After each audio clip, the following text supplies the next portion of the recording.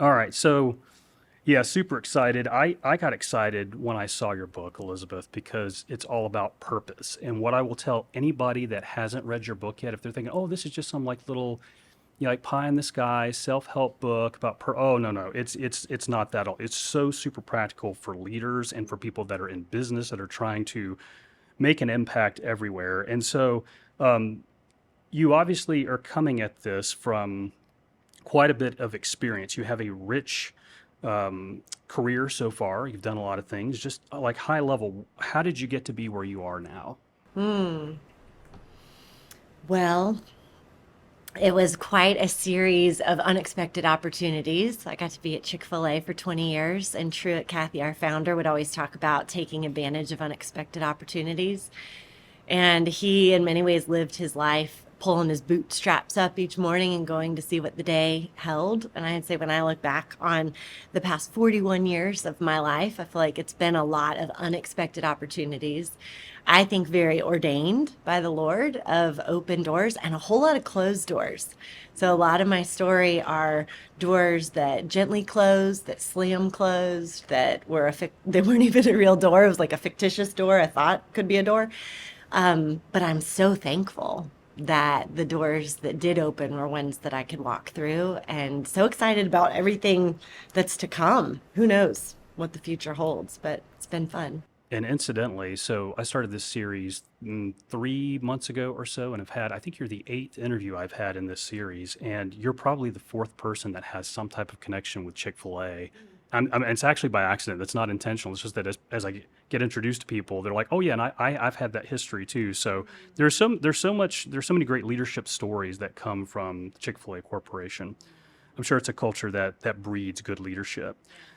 So, near the beginning of your book, you say knowing your purpose as a company is a way of future proofing your brand. I have to acknowledge that most companies fail to do this. What are some of the things you see companies doing instead of knowing and pursuing their purpose? Focusing on this quarter's results. And it's such a trap because you have to focus on what's right in front of us and what's here and now and what's working and what's not working. But the generational businesses have that long-term perspective. Simon Sinek wrote the book Infinite Game, and I think he did an incredible job of articulating if we don't have a long-term focus and vision for our organizations, we're just reacting. I think it's true for our lives too.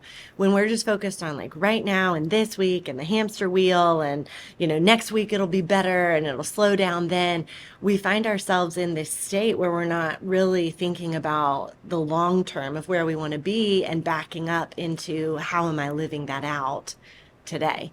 So focusing on right now, what's in front of us, this quarter's earnings, it can be a distraction sometimes from the bigger conversations of trends that are coming, who we need to be in the future, and how we're going to strategically get there. Yeah, I see that a lot with businesses. And what I have determined is because a lot of businesses that I even consult with, even if they start off with, we want to do something that's going to make a difference in 5 years, and I start working with them and helping them figure out what that is, inevitably a lot of them will come back and say, oh, we're just trying to what you said. It's like it's about next quarter's earnings, which makes me think that most businesses are in survival mode. And it's hard to focus on purpose when you're so worried about survival. It is. And so we got to do both. Because there is like we have to survive. We have to figure out how are we going to have more revenue come in than our expenses. Like if there is no margin, there is no mission. So we got to figure that out.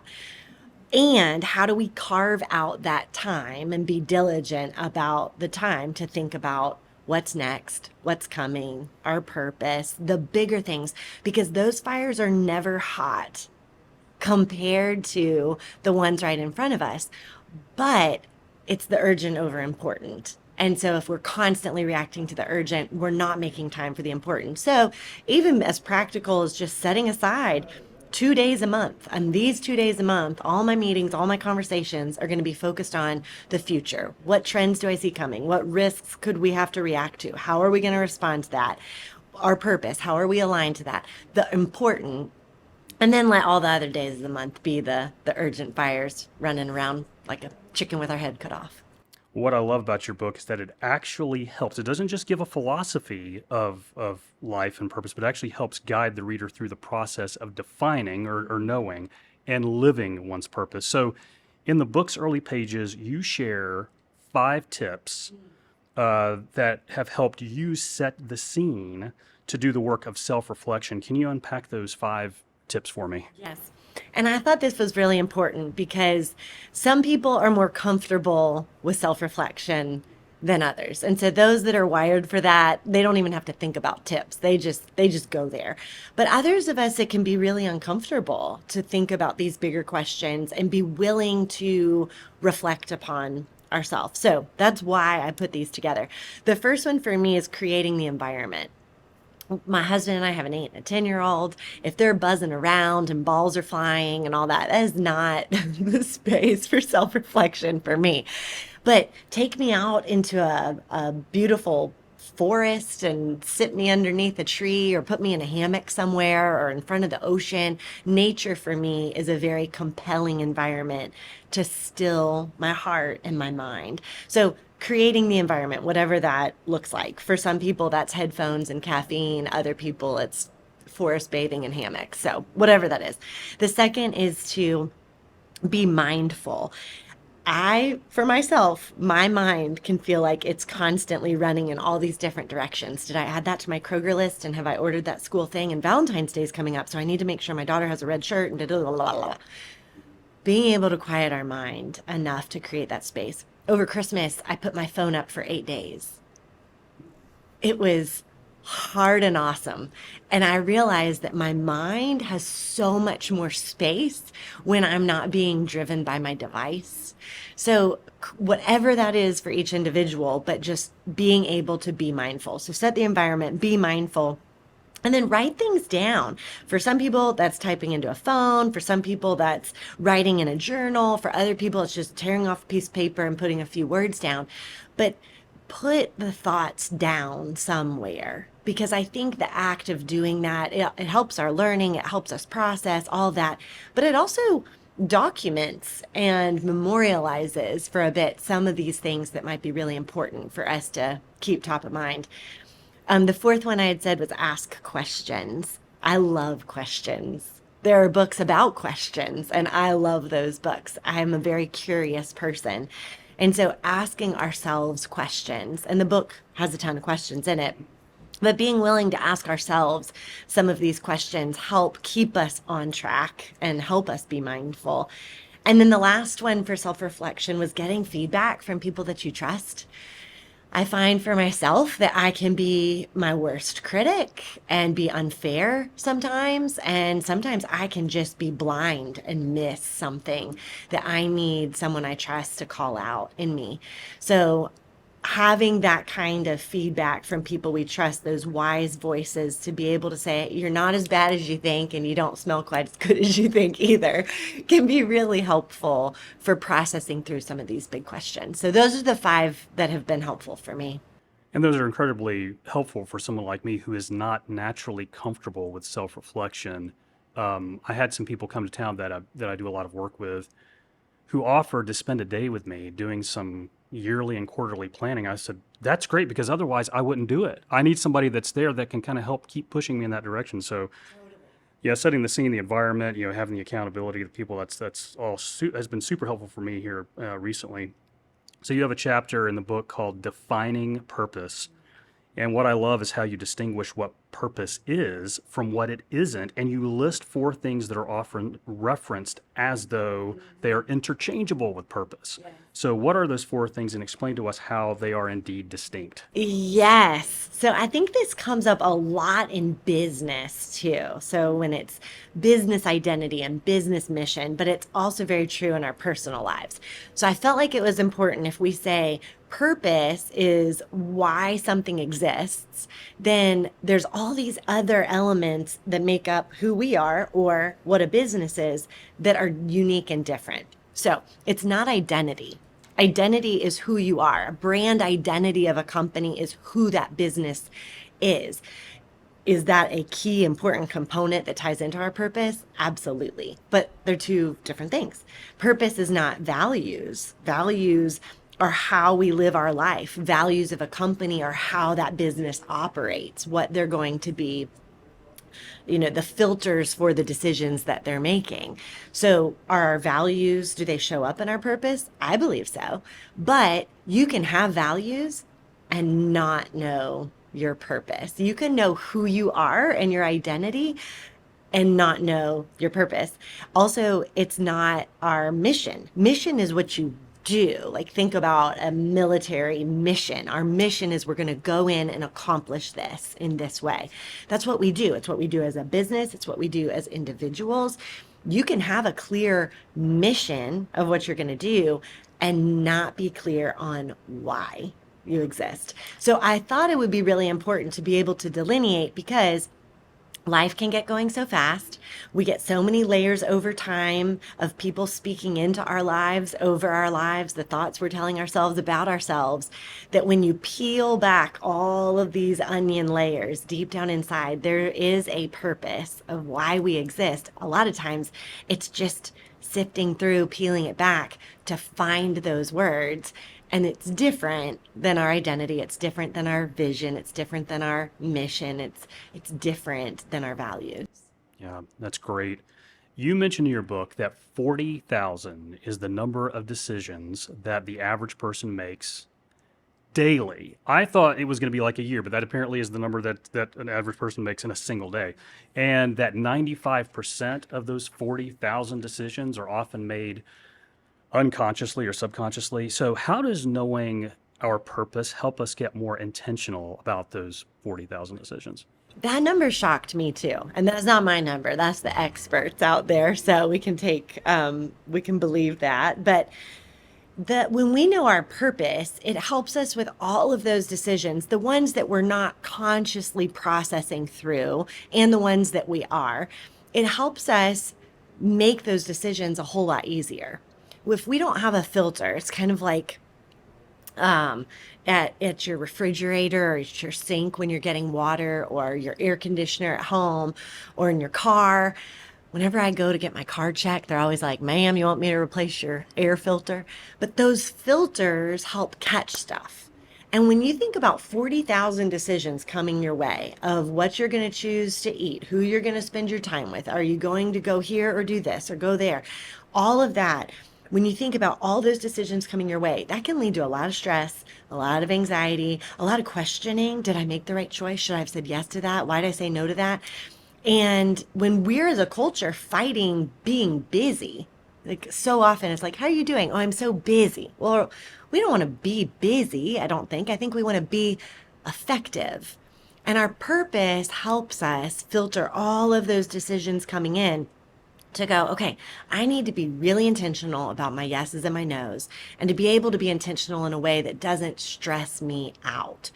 Our purpose, knowing why we exist, helps us with that. When I know why I exist, I can process better. It's still hard, but still process better where I'm going to spend my time, what my top priorities are, and how I'm going to stay committed to those. 40,000's a lot, but our purpose helps us like a filter to be able to weed out our yeses and nos. For the last probably 4 or 5 years, I've gotten to work very closely with the companies that bear John Maxwell's name. There's lots, and I have my hand in a lot of them. And I finally got to reading one of his 82 best-selling books a couple years ago called Intentional Living. The only reason I had it is because it came in a really cool binding. He's like, hey, that would look really cool in my bookshelf. I think I'll get it. I was like, I should probably read it too. So I read it, and when he talked about, because I was thinking, okay, this is just about being more intentional, but really purpose was the main subject of the book. And then when he was there's several sections in there about what it is that you are doing that you shouldn't be doing. And I realized up until that point that I never used purpose as a filter for deciding to do or not do something. I just, okay, it's in front of me. Let me do it. Let me say yes to it. I never said no. And after reading that book, I thought, oh, yeah, that's why I don't feel like I'm living my purpose, because I'm living everybody else's purpose for me. Yes, yes. How did that change for you when you added that additional filter to decision making? What changed? Well, again, I would never say no. And even if I was in a position where I felt like my business couldn't say no, I could develop other leaders that could do the work. It just wouldn't be me in the room or in the meeting. Oh, here's the other thing. I've shared this on other podcasts, so people that have heard this before will be like, oh, here he goes again. But there was one client that I had in which I looked at my calendar one week and I was invited to 13 of their internal meetings in one week. 13. I thought this is overkill. Like, and as I looked at, okay, what is my purpose, generally speaking, then what is my purpose? What have I promised to do for this team? And it allowed me to say, no, I'm not going to go to 13. I might go to 4 or 5 this week, but I'm not going to go to 13 in one week. So the meetings thing was huge. I'll say something else too. So this is a super practical thing that I employed about a year ago that saved my sanity. I was the kind of guy, maybe a lot of people are this way, who every time I would get an email, it would pop up as a notification on my phone. So if I have clients where there's 6 different people that ask things of me, and then I have multiple clients and I may be getting 25 requests that come all at once, it was really stressing me out. And again, I would often read into the first few lines because that's all that would show up on my screen, the first few lines. I'd read into it and be like, what are they wanting me to do? What are they expecting of me? I stopped it. I took the notifications off my phone. I have to physically go in and check the emails now.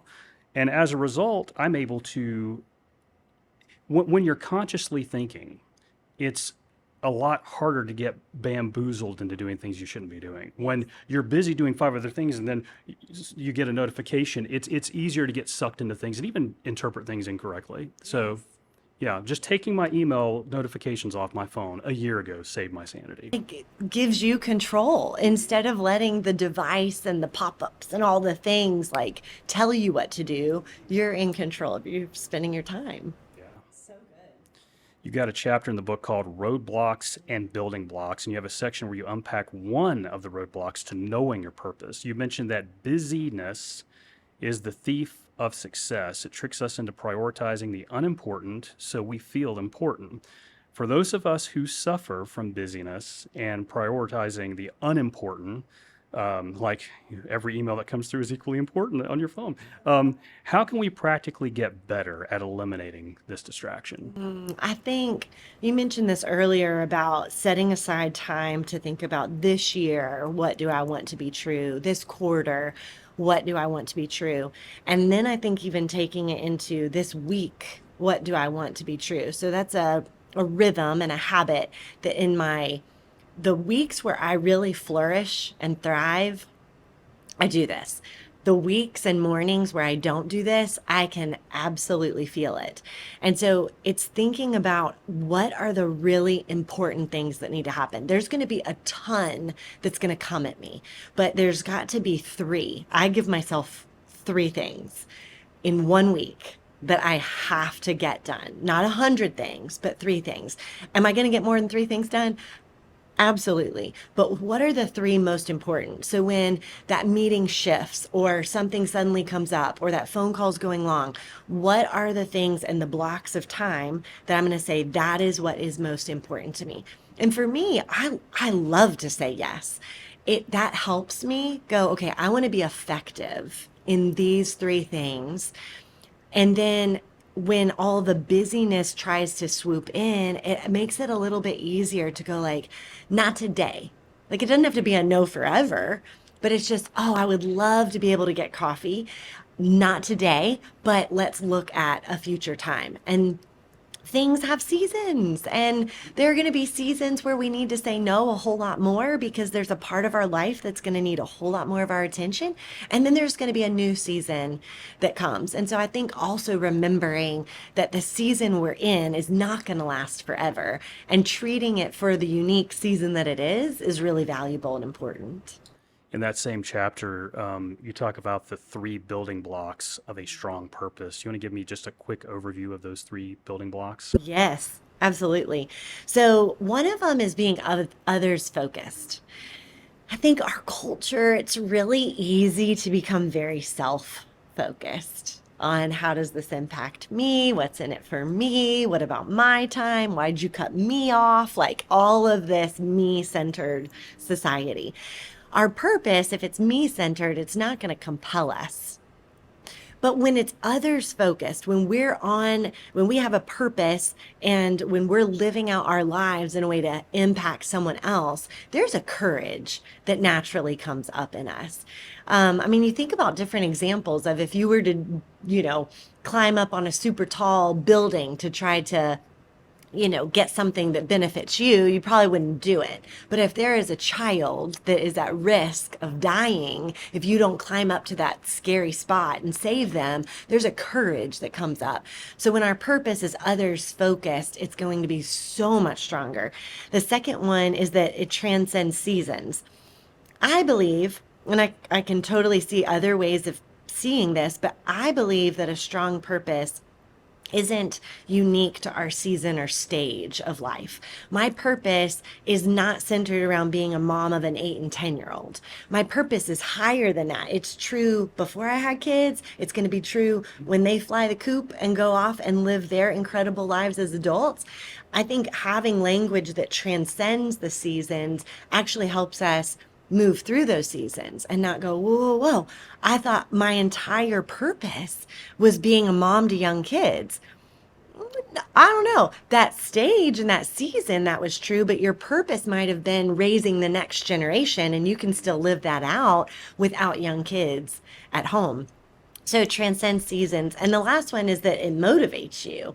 I think language for you might be different than language for me, different than someone else that's going to make their heart beat a little faster. And when we have those words that help bring our purpose to life for us, it makes saying no a whole lot easier. It makes being courageous a whole lot easier. And it helps us risk and try new things because at the end of the day, we want our life to be able to count for something. And a lot of that's going to be wrapped up in our purpose. That is so good. I especially can identify with the fact that the purpose transcends seasons. And I've had to use that principle as a filter as I've looked at my purpose. And so several years ago, when I was kind of taking my consulting company in a different direction, I thought, I don't have purpose, vision, mission, or values. I just borrowed what every other company I'd been associated with had. And I was like, oh, let me just kind of co-opt theirs a little bit. So as I sat down and said, okay, what is my company's purpose? And it must reflect my life's purpose. And I actually thought of my main company's purpose before realizing, oh, that's actually my life purpose too. I didn't realize they were one and the same. But mine is to believe God for bigger things every day and serve others along the journey. And I know that sounds extremely kind of grand, maybe a little macro in nature. But as I look at all the things that I've done that are good, they've always been steps of faith, and they've always been bigger. Not bigger just for bigger sake, but just like, how sometimes how we view God depends on kind of what He's brought us through, and sometimes we can start to say, okay, well, we think God's about this size now because this is what, and it's just like, okay, I'm going to take you up here just to show you my bigness. So that's been my experience. But I love the fact that that you've written that you recognize that the purpose does indeed transcend seasons. It really is a lifetime purpose. You also have a chapter called writing your purpose statement, and you mention the 5 questions of purpose. What are the 5 questions of purpose? Yes. So this is where I started to really wrestle when this topic, it was about 5 or 6 years ago when I was realizing that the purpose that I was living out in my life was not the purpose I was going to be proud of. And so I was going back through my library of books of anything about purpose, purpose-driven life, start with why, like incredible books, living forward about that touch on the topic of purpose. And the piece that was still hard for me to continue to wrestle with was I know why it matters. And I really want to put words to this, but like, help me do it. Like, what do I need to do? So that's where these 5 questions came from, was through my own wrestling. And I think some people, there might be 7 questions that they wrestle through, or maybe 3 of them are really important and the others aren't. But the 5 for me were, first, what are the stories that shape me? What are the things when I look back on my life, my moments, my years, what are those stories that have really shaped who I am? If I was to create a movie trailer of my life, what's going to show up on that movie trailer, that quick 2-minute version of Elizabeth's life? And those stories that create pause for me, there's something in that. Like, what are those stories? The second one is, what are the giftings that make me? I've found over these past few years, and when you encourage somebody, you're really great at this. Oftentimes, there's this very bashful, diminishing response, like, oh, anybody could do that. Oh, that's no big deal. And I started to think, wow, if we have this powerful gift in each of us that is very unique and we're diminishing it, it probably means we're not really maximizing and using it. And so taking the time to go, what are those unique gifts that I have? The things that I'm naturally good at. I was probably kind of good at those when I was 10. It was probably when I was younger that there were early signs of me being attracted toward this topic or this thing, whether it was drama or sports or math or critical thinking or what an imagination and creativity or getting work done, whatever that was. What are those giftings that are deep inside me? Because there's something connected to that, most likely, and our purpose, at least how we're going to live it out. The other three are, what are the topics that shake me? Those things when someone brings up that topic, that injustice, that opportunity, that we could just talk for hours about it. And we feel something when we talk about this. I want to be a part of what this is. There's probably some little hints to our purpose in those topics. The investments that take me, where am I currently investing? Where is my mind? Where am I investing my thoughts? What am I thinking about? Where is my money going? Where is my time going? Where are my relationships going? Those investments that take us, they start to define us. And so when we kind of archaeologist style sift through and go, okay, where are those currently going? Maybe where do I want them to go? We might find some elements of our purpose. And then the last one are the perspectives that wake me. And I know for me, I can live a lot of my life living forward. There are some people who are very reflective. They spend a lot of the time thinking about what's been in the past. But when we can go into the future and then look back, neither from here forward or from here backward, but actually think, what's the 80-year-old Elizabeth's perspective on this? What would the future me tell me? The future, like the current Elizabeth has a lot to tell the 20-year-old Elizabeth. But what does the 80-year-old Elizabeth have to tell the 41-year-old Elizabeth about life? And when I sit and reflect on that and take that perspective of toward the end of my life, what do I want to be true? It helps me be aligned a whole lot better to my decisions today. So good. I'll comment on a couple of those questions that you laid out in your book. And for those that end up reading the book, what's going to happen is they're gonna read these questions and things are going to come to mind. Um, when it comes to like where's your giftedness, what is your giftedness, that should inform your purpose. Again, I love what I'll quote him one more time, what John Maxwell says, which is, the purpose is kind of the intersection of your passions and your giftedness. You could be passionate about something but not be very good at it. That's probably not your purpose.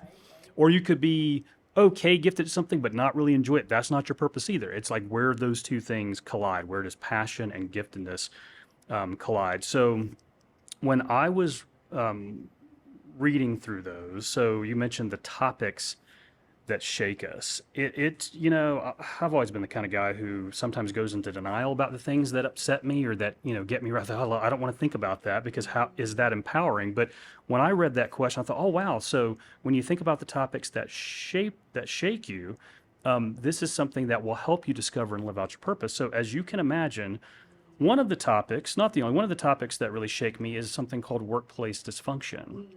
Hence why I wrote the book Make Work Better. It's all about like how to make, because I've noticed for the last, I've actually been in the workforce for about 28 years now. And workplaces suck. They just do.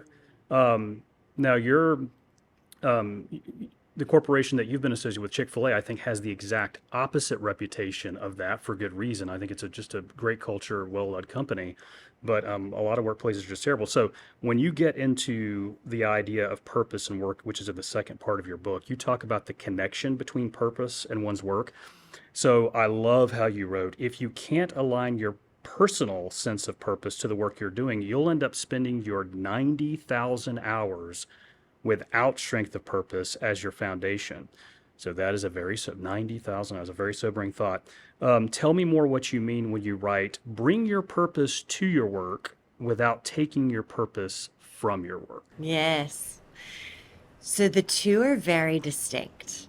So when there is an organization that we're going to join, we have an opportunity that we can take our personal sense of purpose, knowing why we exist, and we can bring that into this great organization to help make it better. A lot of times, what can happen though is either we don't know what our purpose is, um, or we join this organization and we actually start to extract our purpose from the company. And here's what that oftentimes looks like. Whether it is expecting the company to have a clear purpose, even though I don't know mine. There's a lot with younger generations coming up, which I think is a scary thing. That if you expect the company to do something that you haven't done, there is a gap there. If we know our purpose, then I think it's great to say, I want to work with a company who has a clear purpose. But it's a lot to expect the company to have that, yet we haven't done the hard work ourselves. So that's one way it can look.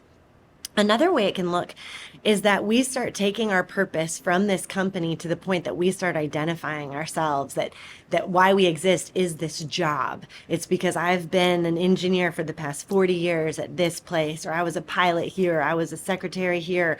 This is who I am. And when that day comes, and whether you're asked to, or you choose to, or your family encourages you to, and you retire, and you suddenly go, well, who am I? I think that moment can feel really scary. I haven't gotten to that season. I've definitely, moved from different organizations and felt like small versions of that. But to go throughout a major career and then come to retirement, if we've taken our purpose from our work, when that day ends and we're not going to show up at 8 a.m. at that company anymore, we can find ourselves in a really dangerous place, coming back to these big questions of like, why am I even here? So power comes when we can bring our purpose to our work, when we can actually help make the organization better because we're living out our purpose. And we get paid for it, which is great. We get to live out why we exist for the good of this company and ourselves, and we get paid for it. But the dangerous place is when we start taking our purpose from our work, and we can get ourselves confused and sometimes start to find our identity in that business instead of our true identity that is connected to why we exist. This is incredible. What would you say to someone who is feeling stuck and who may have gotten off track with living their purpose? It can feel very disorienting, I think, when we are stuck. And in the book, I tell a story about getting my scuba diving license. I was in high school, and my brother and my dad were avid scuba divers. And so I wanted to join the ranks of adventures with them and go from snorkeling to getting to, really experience the ocean life. And so a part of that process, you do a pool dive, and then you do a lake dive, and then you do the big open water dive. And so the pool dive, it's clear, it's great. The lake dive in Central Florida that we chose, I think it was a mud puddle. Like, this thing was nasty. And a friend of mine and I, with the instructor, dove in. You couldn't see anything in front of you. It was very frustrating. I think sometimes when we feel off track, it can feel like that. It can feel like I can't even see the next thing that's in front of me. And there's something very interesting in scuba diving. When you're disoriented under the water, it is possible that you don't know which way is up, which is a very scary thing. And when you have a lack of visibility, that can be a real thing. So one thing to do is you can watch which way your bubbles go. Bubbles are always going to go up. Sometimes you might not even be able to see the bubbles very clearly. And so you do something with your mask where you let water into your mask, and then you watch which way the water goes in your mask to be able to know which way is up. And so when we're stuck in life, I feel like we almost need to do that kind of exercise to be like, okay, which way is up for me? And one of the best things to do is to just pause, to just take a pause. Remember the old Coca-Cola little adage of like a pause that refreshes, like having a Coca-Cola. It's kind of like take your little Coca-Cola moment. And as the busyness is spinning around you, that will never stop until you stop it. So take a pause. If you feel stuck, take a pause and think back on some of those recommendations for self reflection. Change your environment. Maybe that means going away for a night or for 3 days, getting away. Maybe that means stepping into your backyard and putting in some headphones, something like get out of your typical environment and take a pause. And then I think take a deep breath. We did a book club at a local bookstore in town on Monday night. And one of the girls, she was probably about 26, 27. She said with tears in her eyes, she said, when I first started reading this book, I just thought I'm so behind. I should know this by now. And some of those lies, those are lies. No, you're right on time. You're good. Like the fact that you're digging into these hard questions right now, it's perfect time. I think those lies can get in our head and they just make that feeling of being stuck worse. So take a pause that refreshes, get into a new environment. Don't put pressure on ourselves and just start the process of asking the questions. And even if it takes 3 years to put words to this is how I would articulate my purpose, it's the process of getting there that's going to change you. It's the process of digging in and reflecting.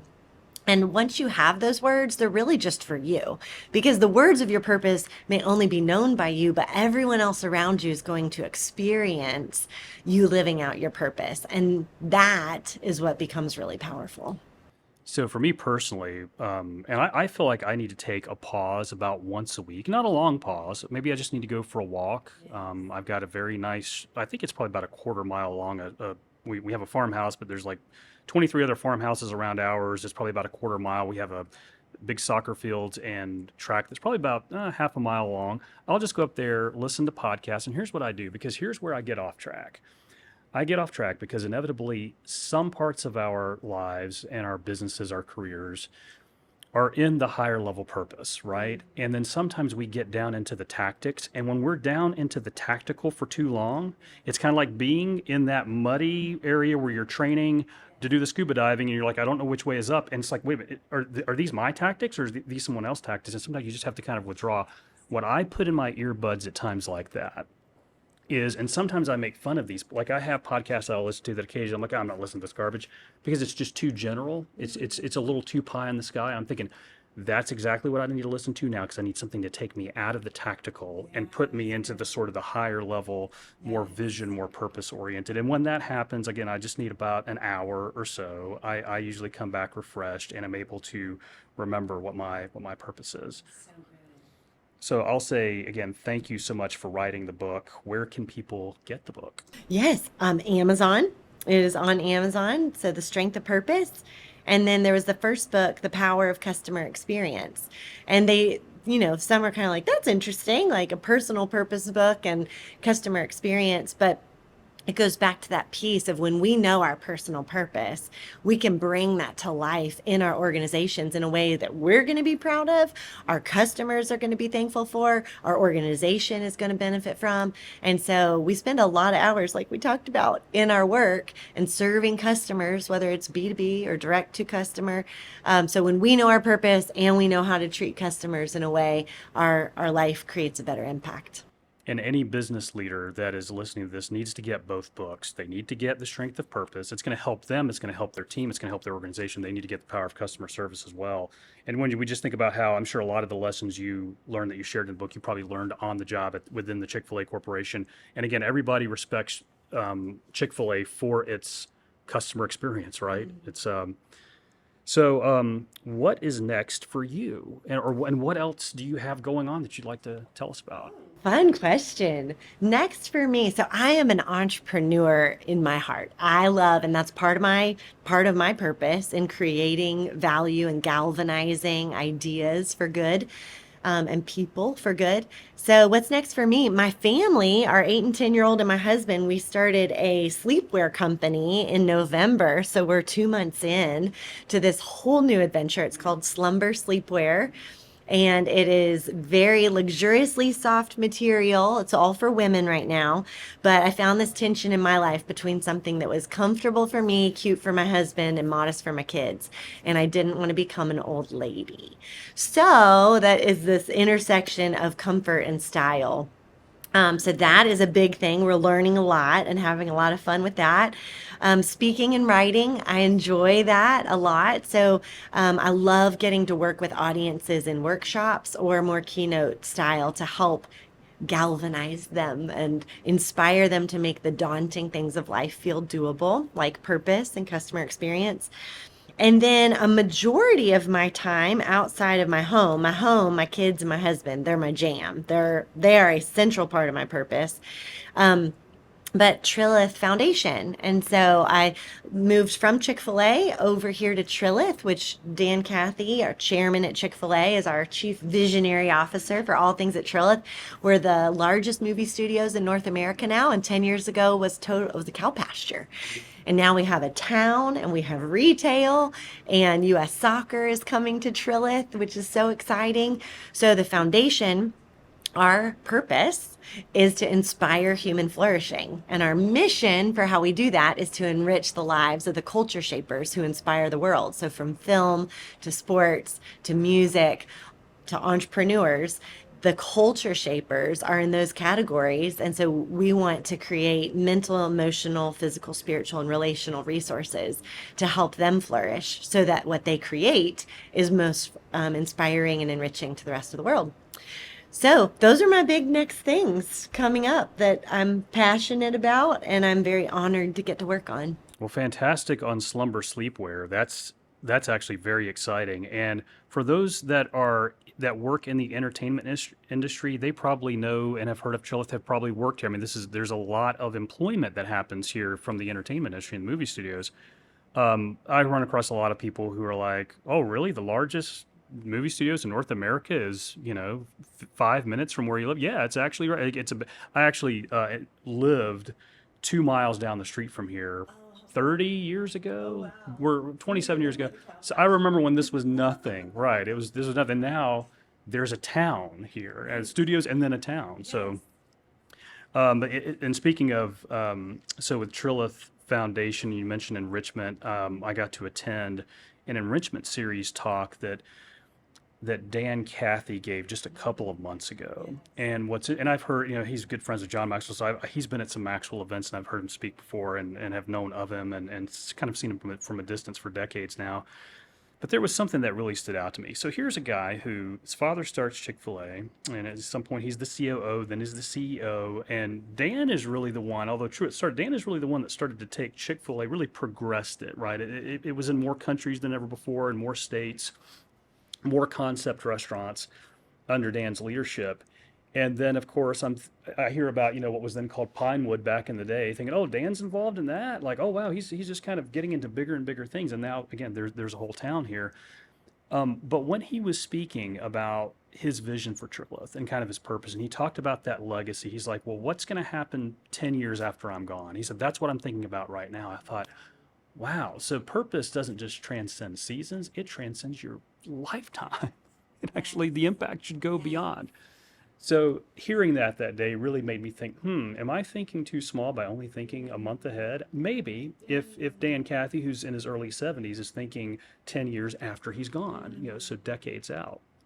So it was a huge. So yeah, so the work you're doing here at Trilith and with the is making a huge impact for those. And for those that don't know where Trilith is located, used to be considered, well, this is out in the middle of nowhere, like just nothing. I mean, yeah, there's a town just down that way called Fayetteville, which I mean is a bustling town, but yeah, the impact and the purpose that you guys are living out here is huge. So thank you for all that you're doing with that. And there's one thing as you say that Dan lives out really well, and I think it's a great quote as we think about our purpose and the how forward looking we are. And that is, I hope I don't botch it, but societies are made great when men and women plant seeds for trees that they will never sit under their shade.